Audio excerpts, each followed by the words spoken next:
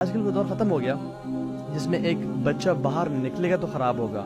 جب بچی ہمارے پاس پیرنٹس آتے ہیں کہ کووڈ تھا, ہمارے بچے بیڈ روم میں تھے, کہیں نکلے نہیں, لیکن جب بیڈ روم سے نکلے تو ان کے چلنے کا سٹائل بدل گیا, ان کے ہمارے سے بات کرنے کا سٹائل بدل گیا. ہم نے کہا کہ اب وہ دور ختم گیا جس میں نشائیوں کے ساتھ بیٹھے گا تو نشے کرے گا. اب یہ دور سوشل میڈیا کا ہے.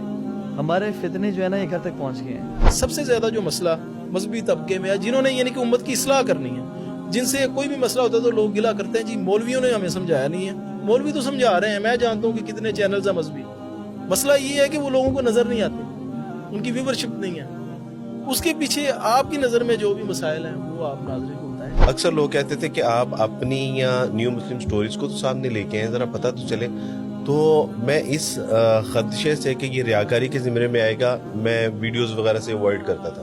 2018 سے میں نے سامنے آنا شروع ہو گیا, اور 2018 سے میرا خیال ہے کہ سینکڑوں کی تعداد میں لوگوں نے اسلام قبول کیا ہے صرف ویڈیو دیکھ کے, اور یہ وہ لوگ ہیں جنہوں نے مجھے بتایا. شر کو پھیلانے کا ایک بہت بڑا ذریعہ ہے کہ آپ شر کو دکھاؤ کہ گھر گھر میں کیا ہو رہا ہے. کسی ایک گھر میں چلے ساس اور بہو کی پھڈا ہوا ہوگا, تو سچ ہی ہے, سچ ہی ہے وہ, ٹھیک ہے. اب ہر گھر میں ہر ڈرامے میں ہسبینڈ وائف کو چیٹ کر رہا ہے, وائف ہسبینڈ کو چیٹ کر رہی ہے.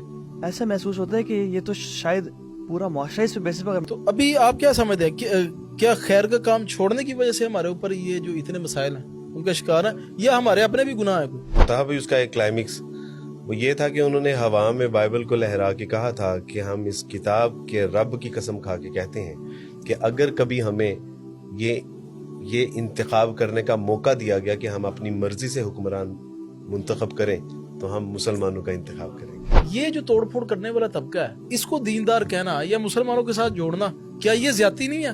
ہمیں تو اس کے اوپر کلیم کرنا چاہیے نا کہ ان سے پہلے کلمے سنے پہلے آپ. میرے والد صاحب نے ایک ٹائم پہ نا میں نے نوٹس کیا مسجد نہیں جا رہے تھے, حالانکہ مسجد بقاعدگی جاتے تھے وہ.